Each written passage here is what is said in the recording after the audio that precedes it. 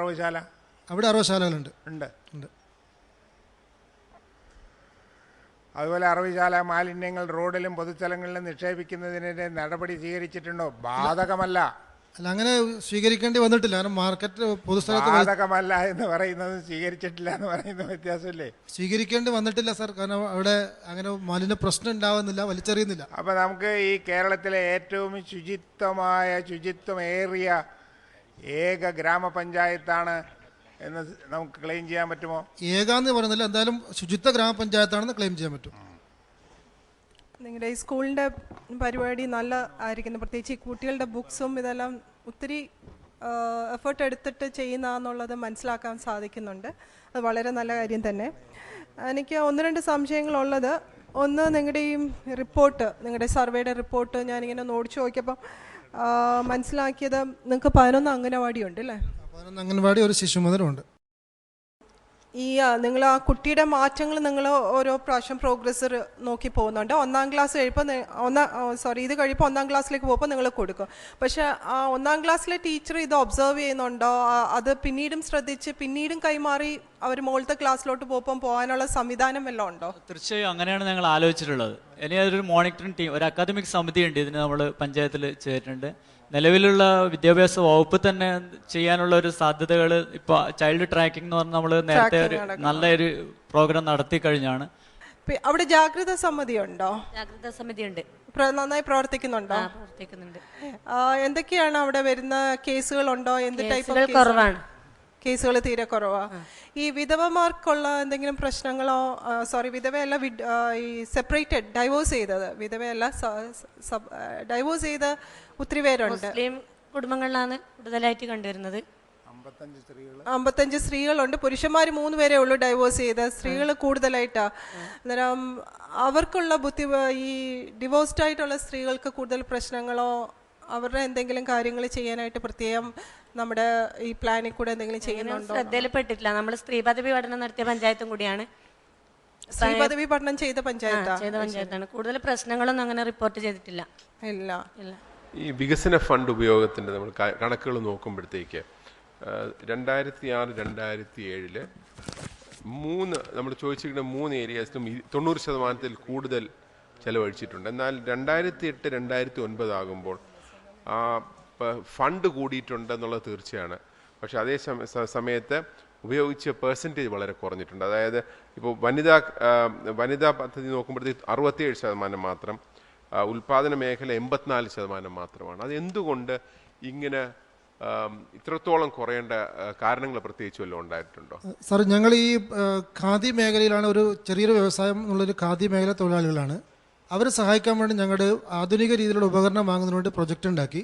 പക്ഷേ അവസാനം DPCയിൽ എത്തിയപ്പോൾ അത് തടസ്സപ്പെടുന്ന നില വന്നു. പിന്നീട് ഞങ്ങൾ വനിതകൾക്ക് വർക്ക്ഷോപ്പ് ഉൾപ്പെടെയുള്ള കാര്യങ്ങൾ ഉണ്ടാക്കാൻ വേണ്ടി പ്രൊജക്റ്റ് ഉണ്ടാക്കി.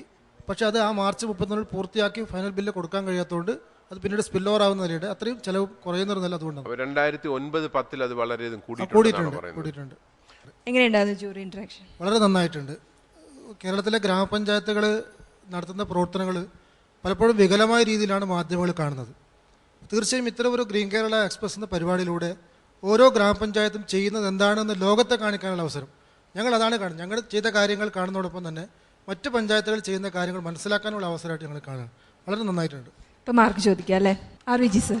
15-10 1/2. 15-10 10-7. നിർമ്മല മാം 7.5. 10-6. ഈ പഞ്ചായത്തിന് കിട്ടിയിരിക്കുന്ന മാർക്ക് 60-41. പഞ്ചായത്തിന്റെ വികസന പ്രവർത്തനങ്ങൾ നിങ്ങൾക്ക് ഇഷ്ടപ്പെട്ടിട്ടുണ്ടെങ്കിൽ തീർച്ചയായും SMS ചെയ്യണം. SMS ചെയ്യേണ്ട format GKE space MPTM space 10 നിങ്ങൾ നൽകുന്ന മാർക്ക്. SMS ചെയ്യേണ്ട നമ്പർ 537252. ഗ്രീൻ കേരള എക്സ്പ്രസിൽ ഇനിയൊരു ഇടവേളയാണ്. ഇടവേളയ്ക്ക് ശേഷം എത്തുന്നു വയനാട്ടിൽ നിന്ന് സുൽത്താൻ ബത്തേരി ഗ്രാമപഞ്ചായത്ത്.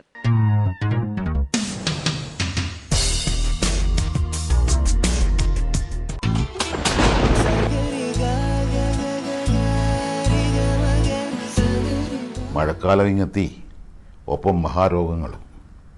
ഇതിന് പരിഹാരമാർഗം ഒന്നേ ഉള്ളൂ. ഓരോരുത്തരും അവരവരുടെ വീടുകൾ ശുദ്ധമായി സൂക്ഷിക്കുക. കൊതുക്, ഈച്ച തുടങ്ങിയ രോഗവാഹകരായ ജീവികൾ പെരുകുന്ന സാഹചര്യം ഒഴിവാക്കുക. മാലിന്യങ്ങൾ നീക്കം ചെയ്യാൻ ആരോഗ്യ പ്രവർത്തകരുമായി സഹകരിക്കുക. അത് മഹത്തായ പൗരധർമ്മമാണ്. വീടും പരിസരവും വൃത്തിയാക്കാം, പകർച്ചവ്യാധികൾ ഒഴിവാക്കാം. വേണ്ട നമുക്കിനി രോഗങ്ങൾ വ്യാധികൾ, വേണ്ട വേണ്ടേ നമുക്കി കൊതുകിന്റെ താണ്ഡവം. വീടും പരിസരവും വൃത്തിയാക്കൂ, കൊതുകിന്റെ താവളങ്ങൾ നശിപ്പിക്കൂ, മാരക രോഗങ്ങളോട് വിട പറയൂ, വീണ്ടും ഒരു ദുരന്തമൊഴിവാക്കൂ. നാടിനെ നമ്മുടെ വീടായി കരുതണം, വൃത്തിയായി ഭംഗിയായി സൂക്ഷിക്കണം.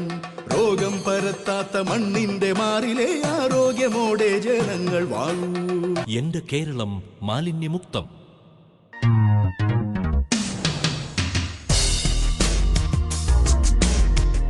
ഗ്രീൻ കേരള എക്സ്പ്രസിലേക്ക് വീണ്ടും സ്വാഗതം. നമ്മുടെ വിധികർത്താക്കളെ പരിചയപ്പെടാം. Doctor RVG Menon, Haley sir, Prasad മാഷ്, ശ്രീമതി നിർമ്മല സാനു ജോർജ്, കൂടാതെ അതിഥി ജൂറി കോസ്ഫോർഡ് ജോയിന്റ് ഡയറക്ടറും ആർക്കിടെക്റ്റുമായ ശ്രീ സാജൻ PB. കേരളത്തിന്റെ സാമൂഹിക ചരിത്രത്തിൽ ഒട്ടേറെ മാറ്റങ്ങൾ സൃഷ്ടിച്ചൊരു സംഭവമായിരുന്നു ടിപ്പുവിന്റെ പടയോട്ടം. ടിപ്പുവിന്റെ പടയോട്ടത്തിന്റെ നിരവധി കഥകളുമായി പല പഞ്ചായത്തുകളും ഗ്രീൻ കേരള എക്സ്പ്രസിന്റെ വീതിയിലെത്തുകയുണ്ടായി. ഇവിടെ ഇതാ ടിപ്പുവിന്റെ പേരിലൊരു പഞ്ചായത്ത്. നമുക്ക് സ്വാഗതം ചെയ്യാം വയനാട്ടിൽ നിന്നെത്തിയ സുൽത്താൻ ബത്തേരി ഗ്രാമപഞ്ചായത്തിനെ ഗ്രീൻ കേരള എക്സ്പ്രസിന്റെ വേദിയിലേക്ക്.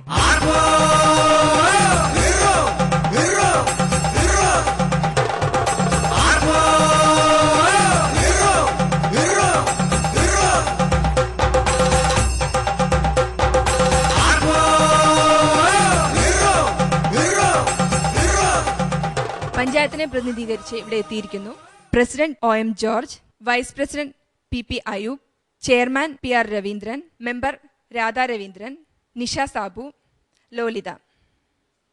പഞ്ചായത്തിന്റെ കൂടുതൽ പ്രവർത്തനങ്ങൾ അറിയാൻ പ്രസിഡന്റിനെ ക്ഷണിക്കാം. സർ, ടിപ്പുവിന്റെ പേരിലൊരു പഞ്ചായത്ത്, എന്തൊക്കെയാണ് അവിടുത്തെ ചരിത്രം, അവിടുത്തെ വിശേഷങ്ങൾ? ബത്തേരി പഞ്ചായത്തിലെ ആകെ വിസ്തീർണം എന്ന് പറയുന്നത് 103.24 ചതുരശ്ര കിലോമീറ്ററാണ്. അതിൽ കുറഞ്ഞ ഭാഗങ്ങൾ വനമേഖലയായും അതോടൊപ്പം തന്നെ കോഴിക്കോട് നിന്ന് കർണാടക, ഊട്ടി, തമിഴ്നാട് പ്രദേശങ്ങളിലേക്ക് ഒട്ടനവധി ടൂറിസ്റ്റുകളും അതോടൊപ്പം തന്നെ വിദേശികളൊക്കെ വന്ന് പോകുന്ന ഒരു സ്ഥലമാണ് ബത്തേരി പഞ്ചായത്ത്. നമുക്ക് ഗ്രാമക്കാഴ്ചകൾ കാണാം.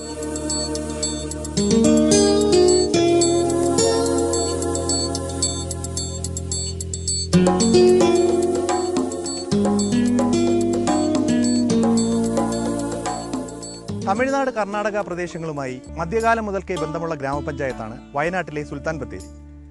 1930കളിൽ ഇവിടുത്തെ മണ്ണിന്റെ ഊർവരത ഒരുപാട് വിഭവാന്വേഷികളെ ഇങ്ങോട്ടേക്ക് ആകർഷിച്ചിട്ടുണ്ട്. അത്തരത്തിൽ കുടിയേറിയ കർഷകരും കോളനൈസേഷൻ സ്കീം വഴി ഇവിടെ സ്ഥലം ലഭിച്ച വിമുക്ത ഭടന്മാരും ഇവിടുത്തെ പഞ്ചായത്തിന്റെ സാംസ്കാരിക വളർച്ചയിൽ ഒരുപാട് പങ്ക് വഹിച്ചിട്ടുണ്ട്. 1968 മുമ്പ് വരെ കിടങ്ങനാടെന്നായിരുന്നു സുൽത്താൻ ബത്തേരിയുടെ പേര്. പിന്നീട് സുൽത്താൻ ബത്തേരിക്ക് ഈ പേര് വരാൻ കാരണമായത് നൂറ്റാണ്ടുകളുടെ പഴക്കമുള്ള ഈ ജൈന ക്ഷേത്രമാണ്.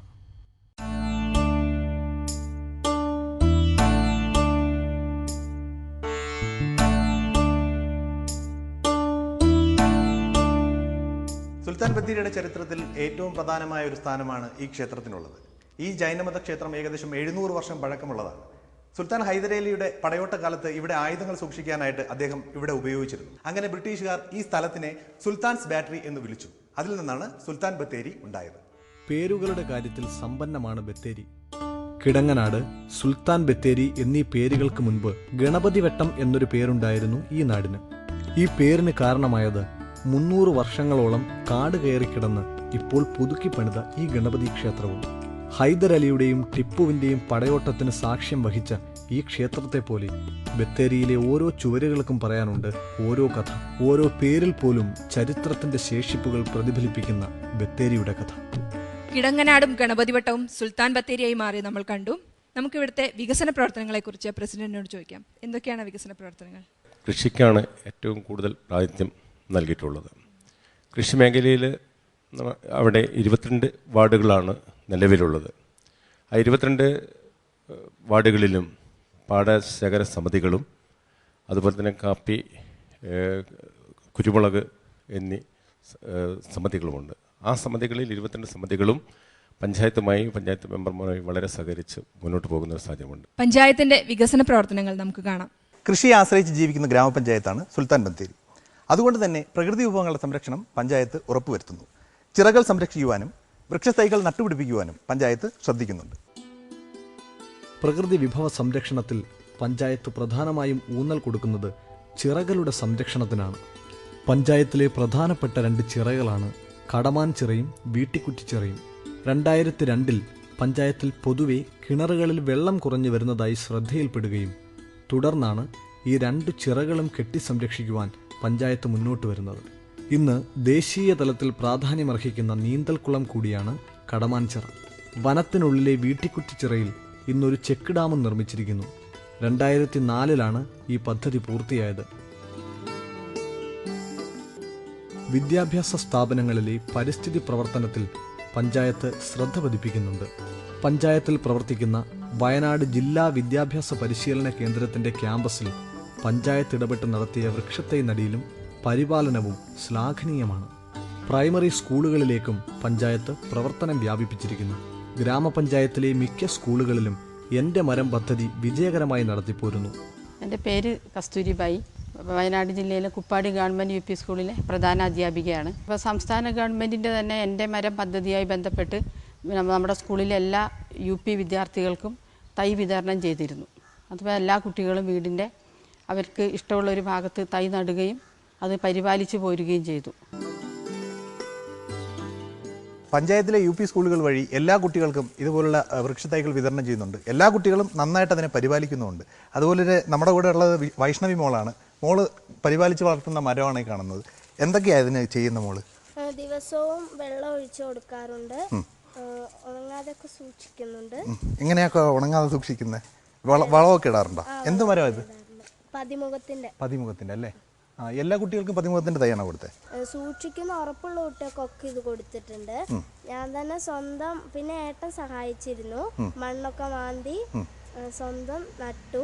പിന്നെ അതിനെ ദിവസവും സൂക്ഷിച്ചു വെച്ചു, വെള്ളമൊക്കെ ഒഴിച്ചു കൊടുത്തു. കുടുംബശ്രീ പ്രവർത്തനങ്ങൾ ഊർജിതപ്പെടുത്തി കാർഷിക രംഗത്ത് മാതൃകാപരമായ പ്രവർത്തനങ്ങളാണ് പഞ്ചായത്ത് കാഴ്ചവെക്കുന്നത്. സുൽത്താൻ ബത്തേരി ഗ്രാമപഞ്ചായത്തിന്റെ ADSന്റെയും കുടുംബശ്രീയുടെയും സെക്രട്ടറി നിഷയാണ് ഇപ്പോൾ നമ്മളോടൊപ്പം ഉള്ളത്. ഈ കുടുംബശ്രീയുടെ പ്രവർത്തനങ്ങളെ കുറിച്ച് നമ്മുടെ പ്രേക്ഷകർ. ഞങ്ങളുടെ യൂണിറ്റിന്റെ പേര് ദൃശ്യ കുടുംബശ്രീ എന്നാണ്. ഞങ്ങളുടെ യൂണിറ്റിൽ 11 പേരാണുള്ളത്. അതിൽ 6 പേരാണ് നെൽകൃഷി യൂണിറ്റിലുള്ളത്. പയർ കൃഷി ചെയ്യുന്നുണ്ട്, അതിൽ 6 പേരാണ് ചെയ്യുന്നത്. ഞങ്ങളുടെ അയൽക്കൂട്ടം രൂപീകരിച്ചിട്ട് 8 വർഷത്തോളമായി. 8 വർഷ കാലയളവിൽ ആദ്യം ഞങ്ങൾ വളരെ കുറച്ച് നാമമാത്ര കൃഷികളായിരുന്നു ചെയ്തുകൊണ്ടിരുന്നത്. ഈ 2-3 വർഷമായിട്ട് 5 ഏക്കർ സ്ഥലത്ത് നെൽകൃഷി നടത്തുന്നുണ്ട്. ഞങ്ങളുടെ കുടുംബാംഗങ്ങൾക്ക് എല്ലാവർക്കും അരി ഇപ്പോൾ പൈസ കൊടുത്ത് പുറമേ നിന്ന് വാങ്ങണ്ട. ഇത്തരത്തിൽ 70% കർഷകർ അധിവസിക്കുന്ന ഈ പഞ്ചായത്തിൽ അടിസ്ഥാന പ്രകൃതി വിഭവ സംരക്ഷണത്തിൽ ഊന്നിയുള്ള പ്രവർത്തനങ്ങളിലൂടെ സമൂലമായ ഒരു കാർഷിക മുന്നേറ്റം നടത്തുവാൻ ബത്തേരിക്ക് സാധിക്കുമെന്ന് വിശ്വസിക്കാം. ഞങ്ങൾ സുൽത്താൻ ബത്തേരി പഞ്ചായത്തിലാണ് നിൽക്കുന്നത്. ഇന്ന് രാവിലെ ഇവിടെ വന്നപ്പോൾ പണയമ്പം ആദിവാസി കോളനിയിലെ കുട്ടികൾ ഞങ്ങൾ ഷൂട്ടിങ്ങിന് വളരെയധികം സഹായിച്ചു. ഞങ്ങൾ സൈക്കിൾ വേണമെന്ന് പറഞ്ഞു. സൈക്കിളിനെ കുറിച്ച് ഞാൻ പറയാതെ തന്നെ നിങ്ങൾക്കറിയാം. കാരണം കേരളത്തിലെ മിക്ക പഞ്ചായത്തുകളിലും ഈ സൈക്കിളിലാണ് ഞങ്ങൾ വരുന്നത്. ആ സൈക്കിൾ കുട്ടികൾക്ക് വേണമെന്ന് വളരെയധികം ആഗ്രഹിച്ചു. അങ്ങനെ പഞ്ചായത്ത് പ്രസിഡന്റിന്റെ സാന്നിധ്യത്തിൽ ഈ സൈക്കിള് ഞങ്ങൾ അവർക്ക് നൽകാനായിട്ട് പോവുകയാണ്.